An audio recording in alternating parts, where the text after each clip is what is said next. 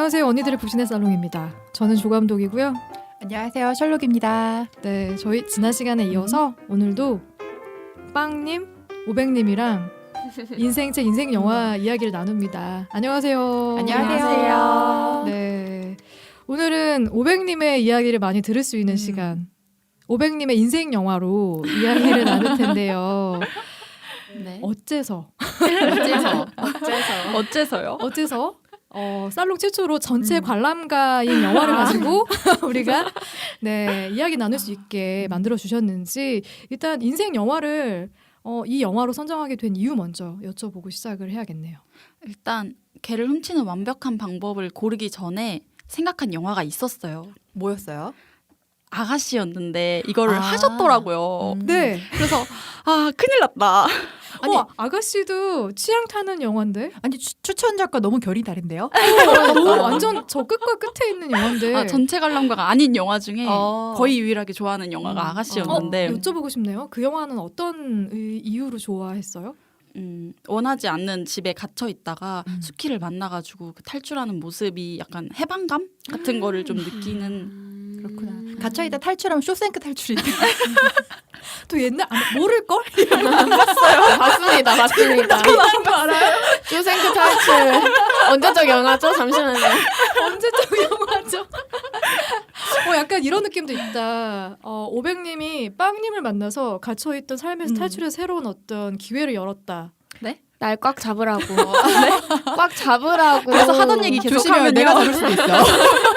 네.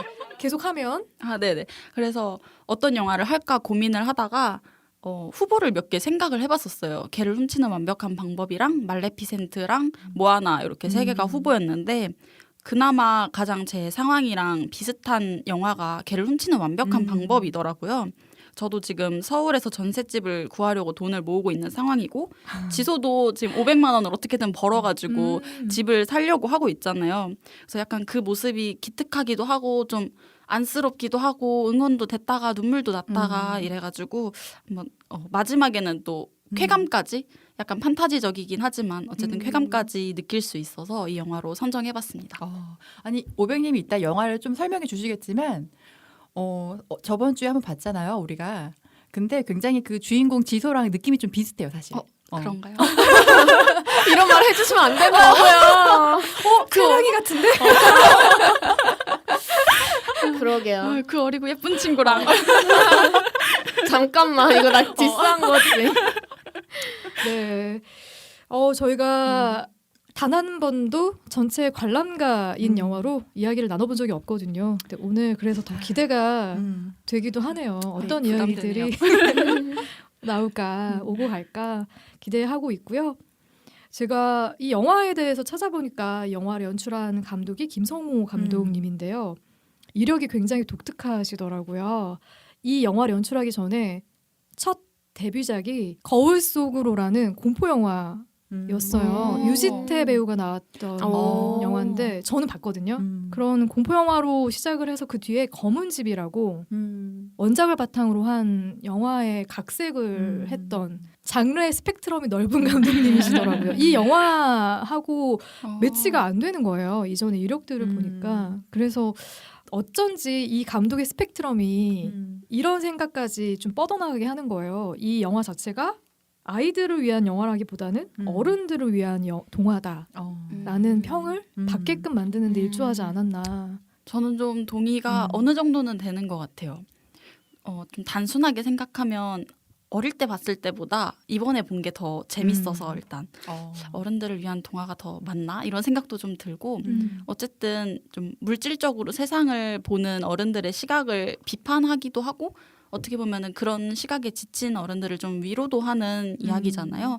그래서 어른들을 위했다는 부분까지는 어느 정도 공감이 되고 동화 부분은 사실 전 엔딩이 완벽하게 판타지라고 생각을 하거든요. 그럼요. 그래서 이렇게 행복하게 살았습니다 하고 끝날 거면 이건 동화다. 동화다. 네. 동화다. 네, 영화라기보단 동화에 가깝다 이렇게 생각을 같은 해봤어요. 생각입니다. 저는 어른들을 위한 동화기도 하지만 동시에 아이들을 위한 동화라고 생각되기도 해요. 만약에 제가 지소의 입장이었으면 이 이 영화가 너무나 공감이 가지 않았을까요? 음. 그러니까 어른이 돼서 좀 더 그런 사정을 알게 되기 때문에 공감이 가는 거지. 지소의 입장에서는 이게 완전 100% 자기의 현실인 거잖아요. 그래서 이거랑 똑같은 상황을 겪고 있는 아이들에게는 이것도 어느 정도 아이들을 위한 동화라고 할 수 있지 않나라고 저는 생각을 해봤습니다. 저는 사실 이게 어른들을 위한 동화기도 하지만 연출이 너무 동화 같았어요. 맞아요. 왜냐면 일단 맞습니다. 색감도 영상미가 너무 이쁘고 음. 그 소품의 활용을 너무 잘해서 맞아요. 소품 하나하나가 눈에 너무 이쁘게 잘 들어오더라고요. 물론 이제 연기, 어역 배우들의 연기도 너무 동화 같고 맞아요. 비현실적이었고 어쩜 그렇게 사랑스러울 수 있을까. 그래서 너무 어른들을 위한 동화라는 거는 평이 좀 맞는 것 같아요. 네. 영화는 어떤 줄거리로 전개가 되는지 오백님의 목소리로 직접 들어보겠습니다. 지소는 이제 초등학생인데 아빠가 사업 실패로 집을 나가면서 엄마랑 동생이랑 함께 차에서 살게 돼요. 다가오는 생일에 꼭 집에서 생일 파티를 하고 싶은 마음에 500만 원이면 집을 구할 수 있을 것이라고 믿고 그 돈을 구하려고 걔를 훔쳤다가 다시 돌려줄 계획을 짰다가 왔다 갔다 하는 그런 이야기입니다. 근데 이 너무 귀여웠던 게 이 집을 살라는 마음을 먹었던 게 부동산에서 평당 500이라는 걸 보고 분당 옆에 있는 동상인가 보다. 맞아요. 맞아 그런 너무 생각을 귀여웠어요. 하죠. 그리고 깜짝 놀랄만한 배우가 등장하더라고요. 세랑이 역에 스카이캐슬 예빈이죠, 예빈이. 그쵸. 예서 동생. 근데 연기를 너무 잘하지 않아요? 너무 잘하는 귀여워요. 거예요. 저는 애 낳고 싶었어요. 진짜 그거 보고. 영화 때문에요? 저런 딸 있으면 너무 좋겠다. 그 정도로? 너무 예뻤어요. 그래서 저도 되게 흥미롭게 지켜봤는데 이 캐스팅 자체에 대해서 이야기를 잠깐 하자면 어마어마한 배우들이 등장을 합니다. 네, 영화에 김혜자 선생님도 등장을 하고요. 그렇죠. 강혜정 배우도 등장을 하고요. 뭐 이천희 배우도 등장을 하죠. 그리고 네. 심지어 마지막에 가서는 타블로이드 맞아요. 최민수님도 배터리 만듭니다. 최민수 맞아요. 배우님도 아주 중요한 배우로 등장을 하고요. 그리고 주인공을 맡았던 일회 배우도 잘 컸더라고요. 네. 되게 잘 컸더라고요. 네, 그래서 어마어마한 캐스팅이 또 포진되어 있는 영화다.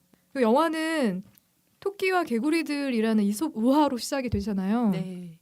사자한테도 혼나고 늑대한테도 놀래고 독수리한테도 쫓기고 그러니까 죄다 자기들을 잡아먹으려고 드니까 못 살겠다. 그냥 호수에 확 몸을 던져버려서 죽어버리자라고 결심하고 토끼떼들이 호수로 달려가는데 달려오는 토끼떼들을 보고 놀란 개구리들이 도망가는 이야기로 끝나거든요. 그러니까 어디든 나보다 처지가 우리 다 밑을 보고 살아야 돼요. 맞아요. 그렇게 생각하셨으니까. 근데 저는 일회의 다음 독백에 굉장히 공감이 됐어요. 이솝이란 사람 내 입장이었어도 이런 말을 할 수 있었을까?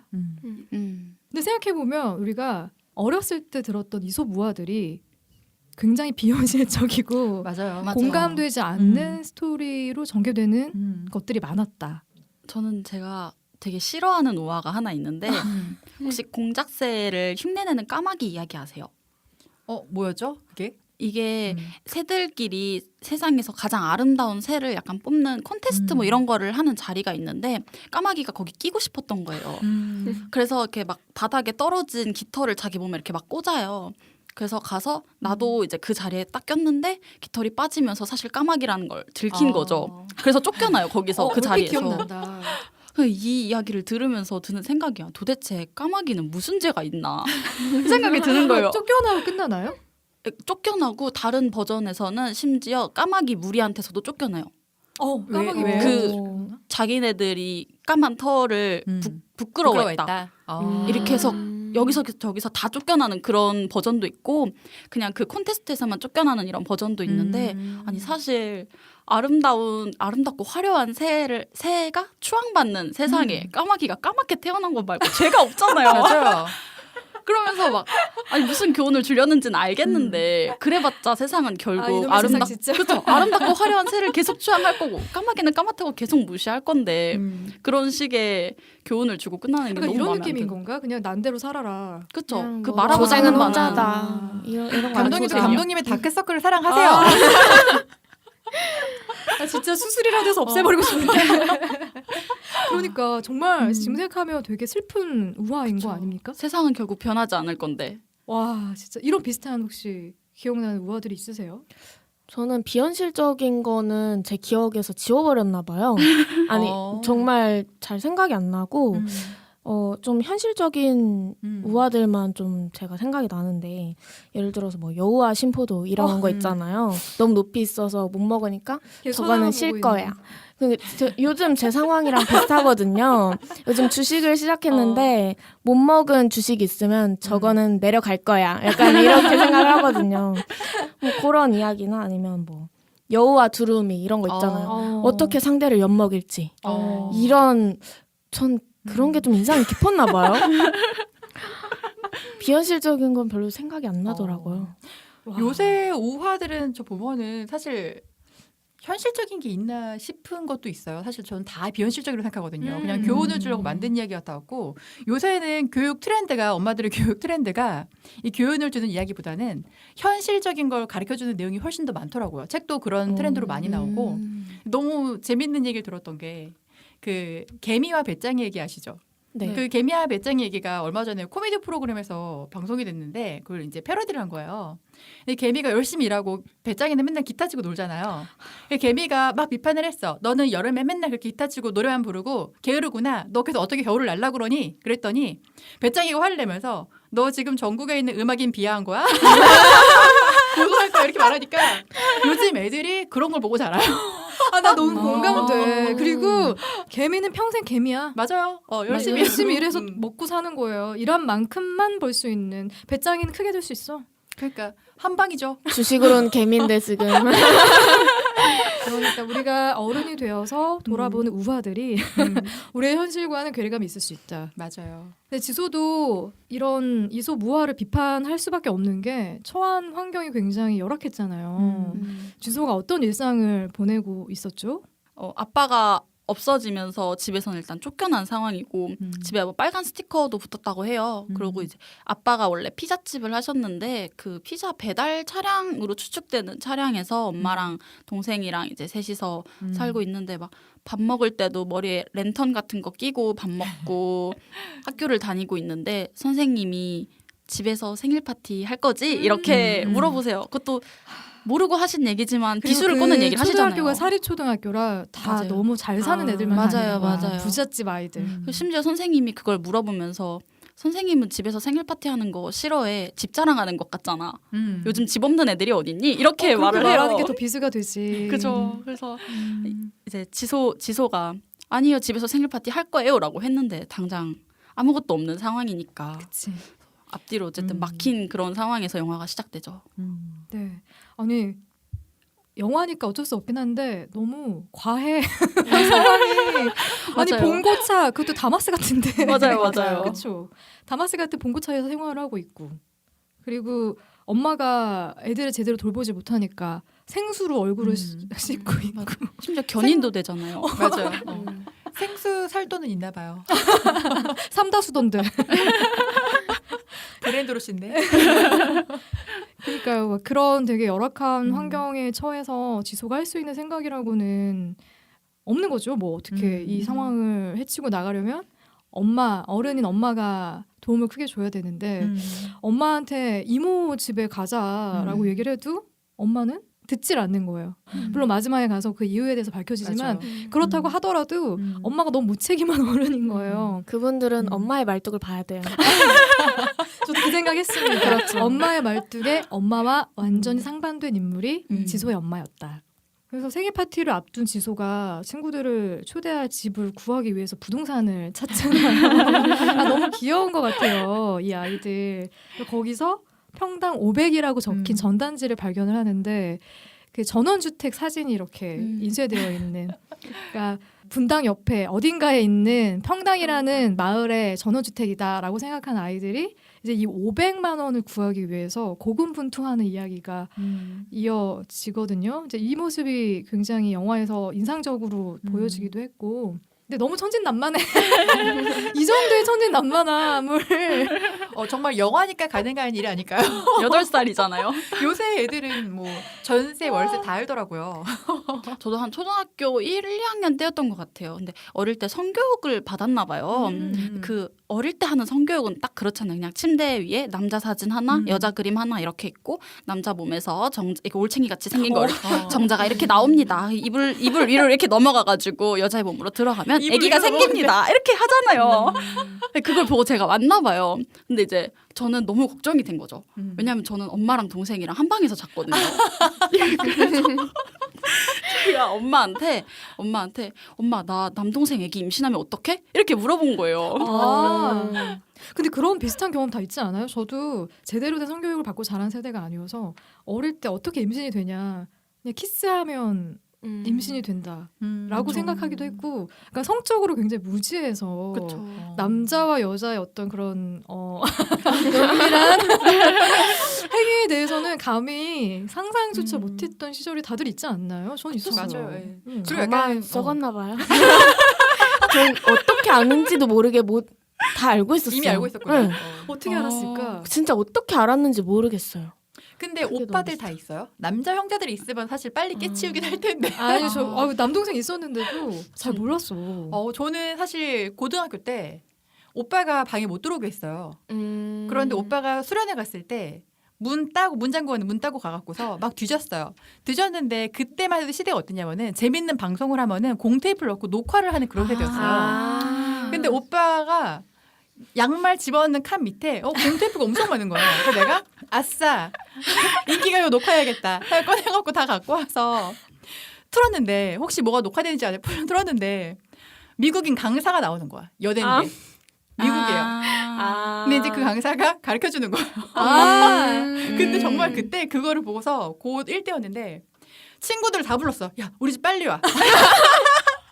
정말 팝콘 들고 와갖고 그걸 같이 보는데 진짜 서로 눈을 못 마주치고 친구는 팝콘 먹다가 떨어뜨리고 진짜 그래갖고 아무 말 없이 그냥 헛기침 하면서 집에 갔단 말이에요. 그래서 저는 그거 정말 앞으로 삥 돌려갖고 오빠 다시 밑에 넣어놓고 안 걸렸어요? 안 걸렸어요. 아 진짜? 그대로 나왔어요. 다들 그런 비슷한 경험 있지 않아요? 저도 남동생 그 노트북에서 영화가 너무 보고 싶은데 그때는 뭐 따로 지금처럼 이런 뭐 IPTV나 뭐 왓챠 넷플릭스가 없던 시대니까 뭐 다운받아 놓은 영화가 있겠지 해서 .avi를 갑자기 정말 많은 AVI들이 나와요. 야구 동영상들이 막 쭉 나와가지고 이거 정말 DNA가 다르구나 이러면서 넘어갔던 기억도 나네요. 저도 오빠가 숨겨놓은 폴더에서 찾아서 본 기억이 있긴 하네요. 근데 그 전에부터 전 알고 있었어요. 전 초등학교 때도 뭔가 교육을 받은 기억이 없는데 어떻게 안지 모르겠어요. 제가 유치원 때 이제 크리스마스 시즌이었어요. 근데 그때 막 분장을 하고 오잖아요. 제가 그때 4살 때인가 이랬거든요. 그러면은 산타가 있다고 믿을 법 하잖아요. 근데 그 산타 분장을 하시고 이렇게 들어오셨는데 제가 그걸 보고 속으로 애먼 사람 고생하는구만. 저 진짜 이렇게 생각했어요. 4살 때? 진짜 고생하시네. 나 진짜 속으로 이렇게 정말 단 한 톨도 믿지 않은 4살에. 그러면 상대의 속마음을 금방 꿰뚫어 볼 수 있겠네요. 또 그건 아니에요. 저 눈치가 되게 그건 없거든요. 그래? 네. 나 너무 나만 생각했나? 네, 난년이네. 네. 제가 생각해도 신기해요. 그냥 천진난만했던 시절이 없었다. 아니야 태어날 때는 천진난만했을 거야. 태어났을 때 기억이 없는 그 시기. 평당 500만 원짜리 집을 찾기 위해 계획을 세우는 이 천진난만한 아이들. 내가 이런 천진난만함이 있었던가를 떠올리게 만드는 정말 가슴 따뜻한 영화다 싶었는데 근데 이런 착하고 어른스러운 지소와는 달리 엄마인 정현은 굉장히 철없는 민폐 캐릭터로 등장하잖아요. 근데 아이들을 위해서 도시락 한 번 싸준 적이 없는 엄마. 일단 지소는 엄마를 일단 잘 믿지를 않고 있잖아요. 그럴만 하더라고요. 일단 엄마가 집을 구할 때까지 내가 견디지 못할 거야 음. 라는 생각을 기반으로 하기도 너무 하고 어른스러워 생각이 또. 맞아요. 그리고 엄마는 너무 지나치게 철이 없잖아요. 막 레스토랑에서 아기를 왜 씻겨요 도대체. 맞아. 저도 그 장면 보고 와. 저 그런 거 못 보거든요. 불편하죠. 되게 불편했어. 그런 그 쫄리는 그런 장면을 못 봐요 제가. 근데 막 거기서 아기를 씻기고 있지를 않나. 막 지소가 거품 목욕 할 때 그 목욕 갑자기 탕 안에 빨래. 양말 심지어 양말이에요. 이거 양말이었어. 맞아. 그래서 막 그걸 그 욕조 장면에서는 막 화가 나는 거예요. 저도 진짜 화가 났어요. 내가 옆에 있었으면 혼냈어. 맞아요. 근데 그 와중에 엄마는 너무 해맑고 뻔뻔하고 너무 긍정적이에요. 막 레스토랑에서 애기 씻기다가 잘렸는데 아이 괜찮아 이제 내가 진짜 좋아하는 일이 뭔지 이제 찾아볼게. 막 얄미워 얄미워. 너무 미운 거예요. 근데 저희 엄마도 이렇게 철이 없는 건 아니신데 약간 제 속을 모르는 얘기를 하실 때가 가끔 있으세요. 그치. 엄마들이 그렇죠. 저는 너무 이 상황이 힘들고 답답하고 영원히 돌파구가 없을 것 같은데 막 너무 긍정적인 말씀을 또 되게 낙천적이세요. 그래서 긍정적인 말씀 이렇게 하시면은 이제 또 뭐 그래가지고 저희 엄마가 이 방송을 볼 것 같거든요. 아 그래 엄마한테는 얘기할 거고 얘기할 거예요? 이 녹음을 오는 건 아시는데 또 알려달라 그러면 다행이다 구독자 한 명 늘었다. 어머니 안녕하세요. 어머니 사랑합니다. 그래서 공감되는 거는 여기까지만 할게요. 저희 엄마를 위해서.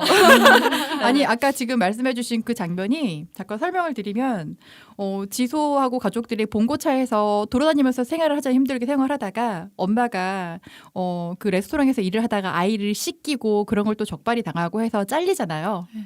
잘려서 엄마 오늘 퇴직금도 받았다 하면서 오랜만에 편하게 쉬고 샤워도 하고 하기 위해서 모텔로 간 것 같아요. 호텔이라고 모텔에, 나왔지만 맞아요. 그래서 아이가 욕조에 몸을 따뜻한 물에 푹 담그고 있는데 그 안락함 오랜만에 보는 안락함에 엄마가 더러운 양말을 다 집어넣어 버린 너무 거죠. 싫었어. 근데 그때 정말 뭔가 산통이 확 깨지는 그런 느낌? 그러니까요. 그래서 엄마가 사실은 저도 처음에 볼 때 너무 무책임하잖아요. 그래서 화가 너무 나갔고 이게 사실은 좋게 말하면 친구 같은 엄마고 나쁘게 말하면 철없고 그냥 눈치 없고 눈치 없는 그런 엄마인데 경제력도 없고 사실 나중에 그래서 저는 안타까웠던 거는 일단 지소 저 아이가 정말 빨리 크겠다. 너무 마음이 이미 빨리 컸었어요. 이미 다 큰 늙어버리겠다. 것 같아요.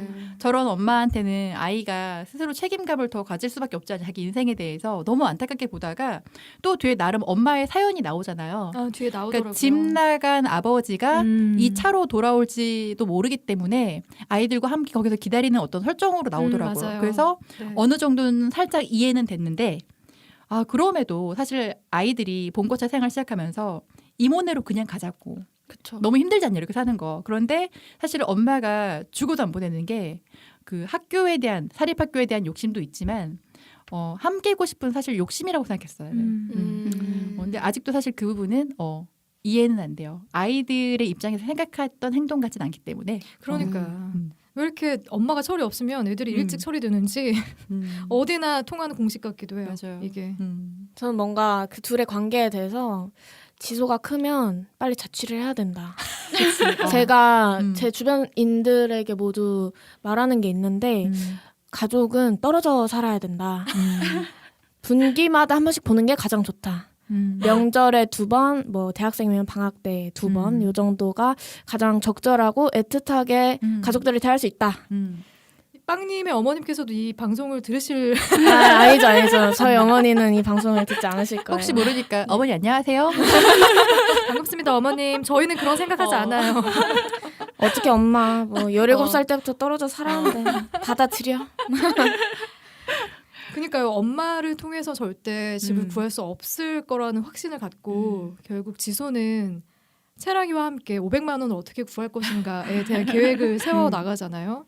그러니까 그 과정이 굉장히 재밌게 잘 또 영화에 담겼더라고요. 그리고 그 계획의 중심에는 원리, 윌리인가? 원리. 원리라는 개가 있어요.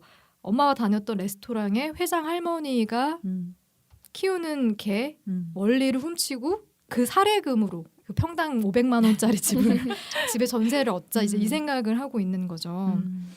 근데 이 과정에서 또 인상 깊게 봤던 장면들을 같이 이야기 나눠보면 좋겠다는 생각이 들거든요. 지금 개를 훔치는 과정 중에서 말씀하셨는데 저는 반대로 개를 돌려주는 과정. 그렇죠. 돌려주는 저도 과정이 맞아요.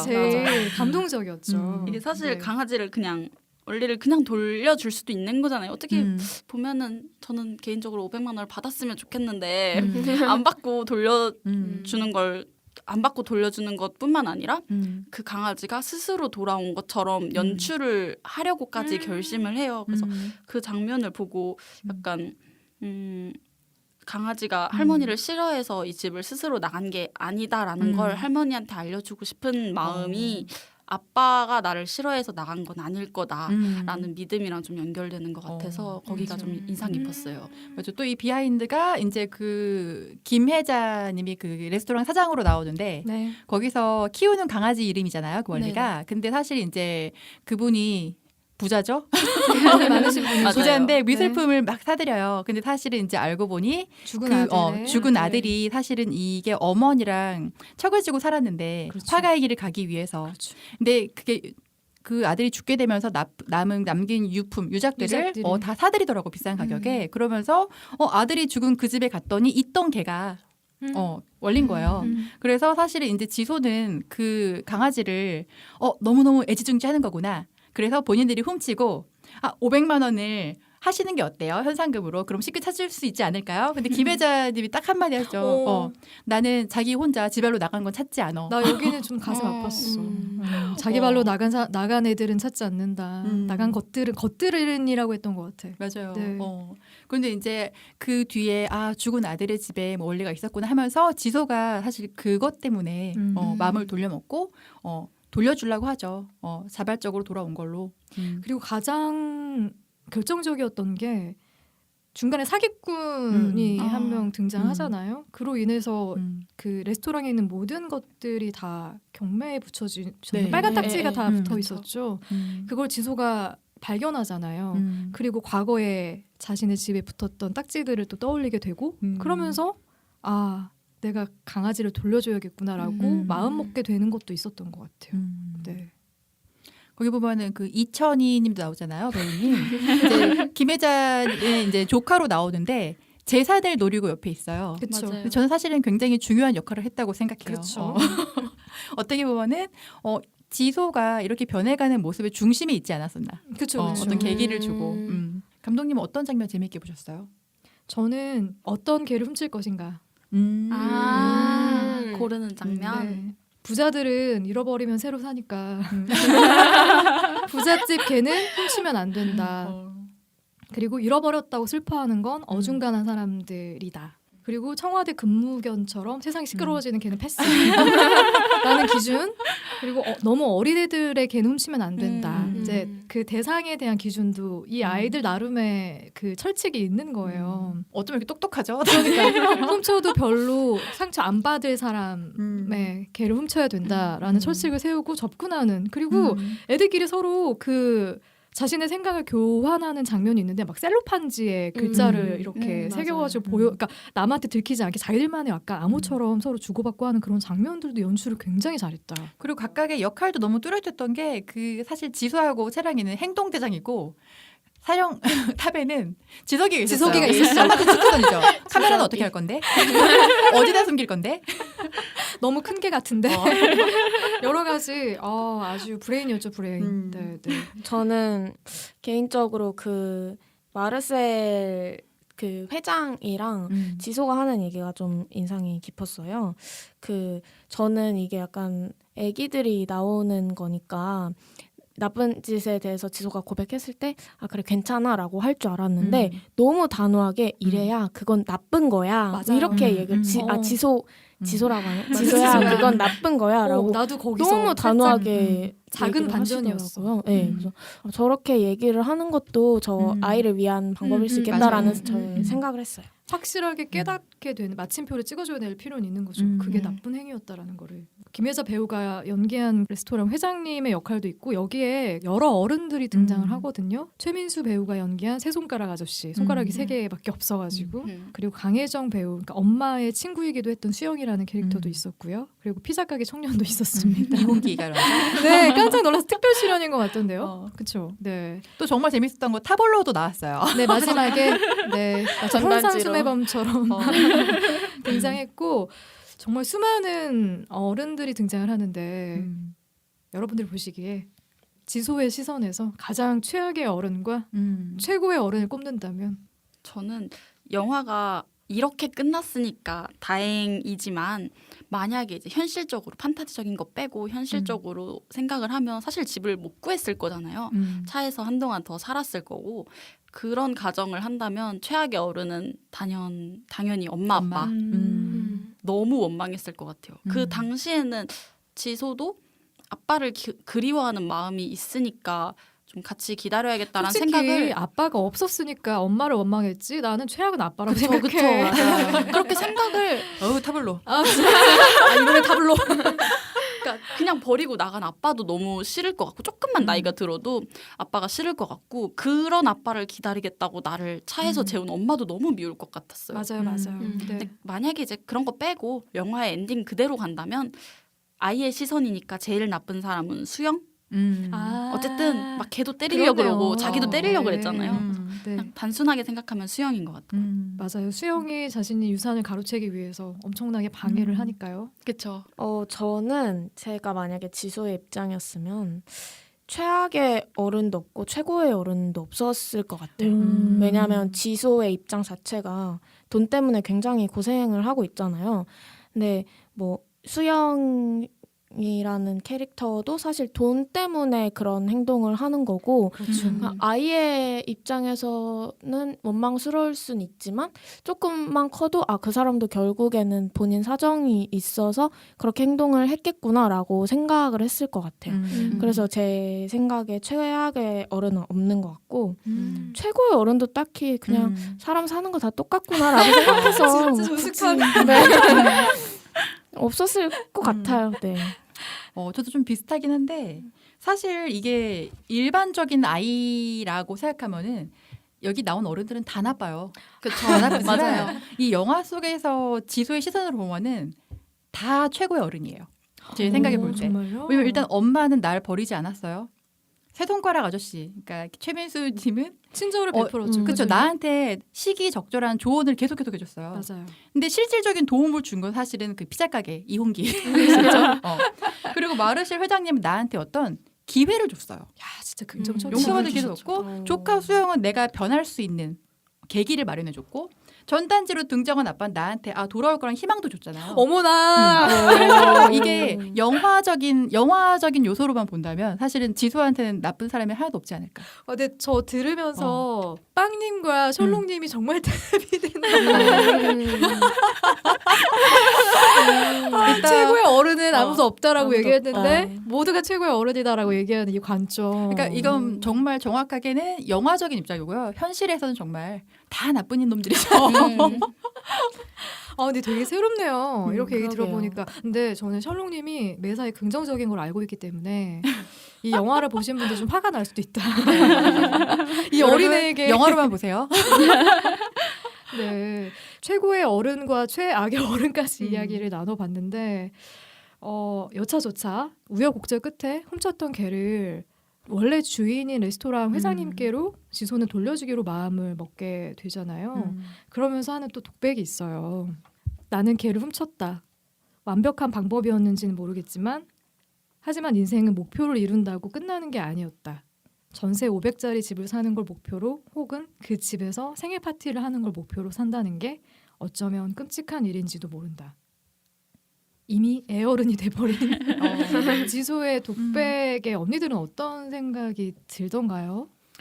일단 저도 좀 이 생각에 동의를 하거든요. 왜냐하면 제가 서울에 올라오고 나서 집에 대한 집착이 좀 강해지면서 굉장히 힘들었었어요. 내가 아무리 500년 동안 일해도 서울에 집은 못 살겠구나라는 생각으로 정말 한동안 그 열등감에 시달리면서 힘들었을 때가 있었거든요. 그래서 그때 제가 왜 나는 이렇게 그 욕망을 가지고 있고 힘들지라고 생각을 해보니까 제가 서울에 와서 너무나 행복했던 거예요. 제 자유를 찾은 거에 대해서. 근데 그게 그 자유라는 생각을 못하고 서울에 있는 나만의 장소라는 거에 그 물질에 집착을 한 거죠. 그래서 그거를 좀 깨달으면서 그 집이라는 물질이 아니라 내가 그 물질로 인해서 얻는 게 뭔지를 좀 알아야겠다라는 느낌을 그때 받았거든요. 그래서 평당 500만 원 하는 뭐 집이나 그런 게 아니라 이 지소도 그 집이 주는 안정감이 가지고 싶은 거잖아요. 집이라는 게 아니라. 그래서 그 물질 자체가 아니라 나를 행복하게 할 수 있는 게 뭔지에 대해서 좀 생각해 보는 게 좋을 것 같아요. 아, 제가 먼저 할 걸 그랬나 봐요. 저는 어쨌든 지소는 집이 있으면 행복할 거라고 믿고 있고 집이 없으면 친구가 자기를 떠날 거라고 생각하고 있잖아요. 그런 게 좀 안쓰럽긴 했는데 저도 단기 목표로는 서울 전세, 장기 목표로는 마당에 있는 전원주택을 목표로 하고 있는 사람으로서 약간 끔찍까지는 잘 모르겠다 이런 생각을 했어요. 근데 물론 목표가 단순히 그런 물질에 한정되면은 그런 삶이 좀 나기 없을 것 같다라는 생각은 하는데 어쨌든 행복하려면 안정감이 필요하고 돈이 필요하고 집이 필요하고 그런 것들이 없으면 행복하기는 쉽지 않잖아요. 만약에 결국 마르셀 회장의 도움으로 집을 구하지 못했었더라면 그래서 차에서 계속 살아야 했었더라면 지소가 언젠가는 그때 500만 원을 받고 돌려줄 걸 그랬다 라든지 다른 길을 한 번 더 훔쳐볼 걸 그랬다 라든지 이런 생각을 안 하진 않았을 것 같다 이런 생각을 했어요. 맞아요. 현실적으로 본다면 그렇죠. 그렇죠. 사실은 뭐 인생은 목표를 이루는 거 끝나는 게 아닌 건 맞아요. 근데 목표가 없으면 인생이 끝나요. 그렇긴 그쵸. 합니다. 네, 그래서 사실 맞습니다. 굉장히 네. 정상적인 과정이 아닌가 이렇게 생각하는 거예요. 또 크고 작은 목표가 또 만들어내게 되면서 후회도 하고 내가 왜 그때 그 생각을 했나 생각을 하게 되겠죠 나중에. 근데 저는 이 지소의 독백을 들으면서 그런 생각이 드는 거예요. 요즘에 제가 하고 있는 고민인데 자극이 없다. 우리 지금 주먹 부딪혔거든요. 동감입니다. 진짜. 그니까요. 자극이 없는 거예요. 왜냐하면 내가 생각했던 것들, 내가 하고 싶었던 것들 사실 저는 다 하고 있다고 생각하거든요.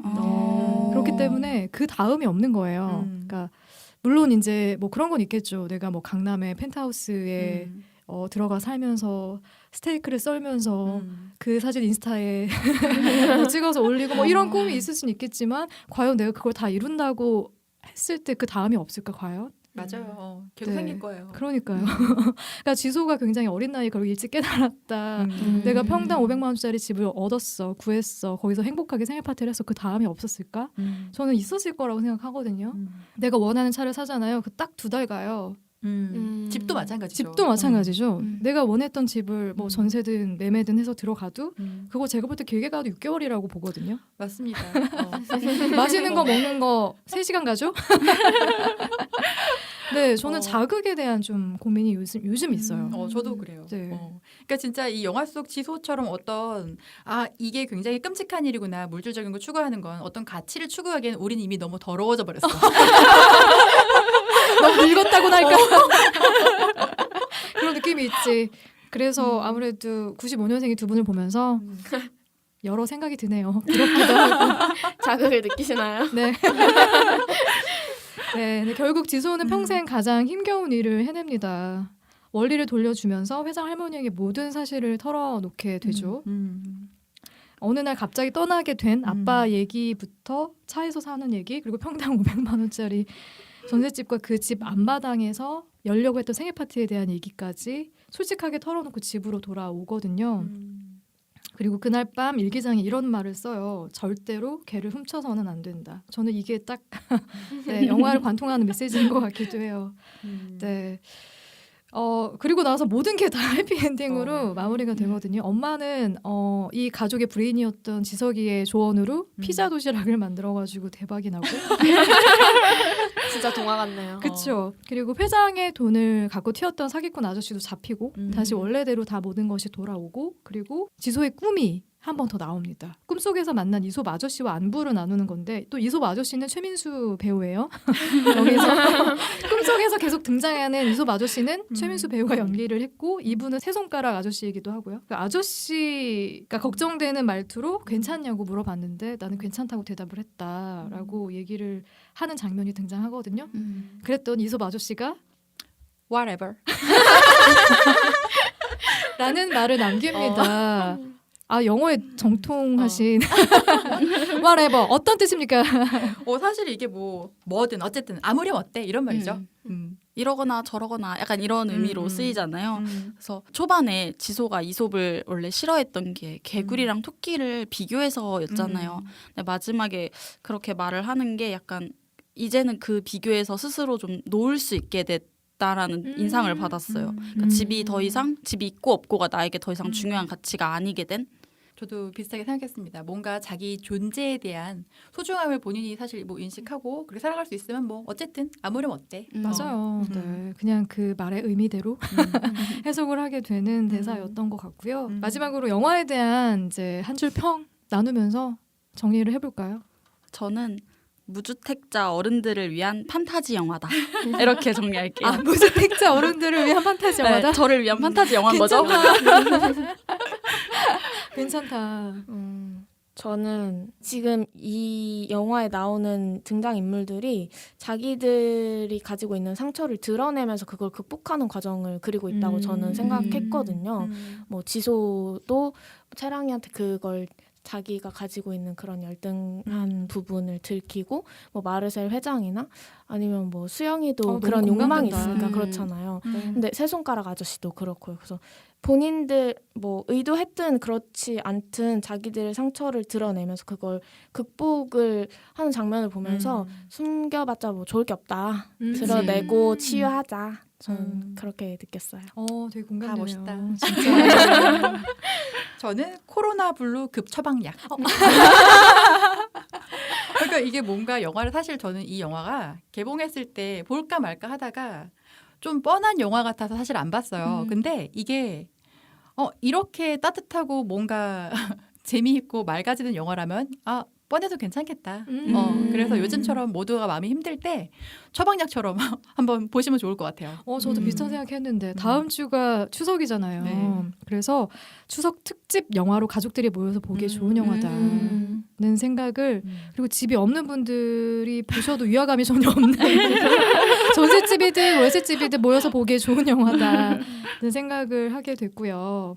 네, 2주 동안 함께해서 너무 즐거웠는데 두 분 어떠셨나요? 저 사실 아직까지 떨고 있거든요. 진짜요? 티가 하나도 안 나는데? 타고난 연기자인데?